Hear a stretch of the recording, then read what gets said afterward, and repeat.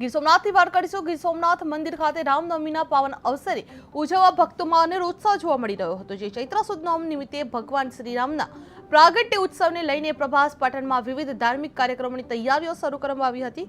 જે સોમનાથ ટ્રસ્ટના નવનિર્મિત રામ મંદિરમાં યજ્ઞ સુંદરકાંડ પાઠ અન્નકૂટ મધ્યાહને શ્રીરામ પ્રાગટ્ય અને સાંજે આરતી સહિતના કાર્યક્રમો યોજાશે।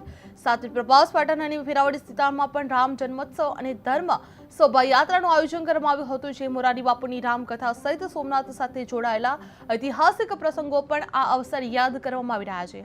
તેમજ ટીવી શ્રેણી રામાયણમાં લંકેશનો પાત્ર ભજવનાર અરવિંદ ત્રિવેદીના સોમનાથ દર્શનનો પણ પ્રસંગ પણ યાદગીર તરીકે ચર્ચામાં રહ્યો છે। જે સોમનાથમાં રામ જન્મોત્સવનો અનેરો ઉત્સાહ જોવા મળ્યો છે। જે રામનવમી પર ભવ્ય કાર્યક્રમનું આયોજન કરવામાં આવ્યું છે। જે પ્રભાસ પાટણમાં ધાર્મિક ઉજવણી કરવામાં આવી છે। જે યજ્ઞ સુંદરકાંડ અને અન્નકૂટનું પણ આયોજન કરવામાં આવ્યું છે અને ભક્તોમાં રામનવમીને લઈને ઉત્સાહ જોવા મળી રહ્યો છે।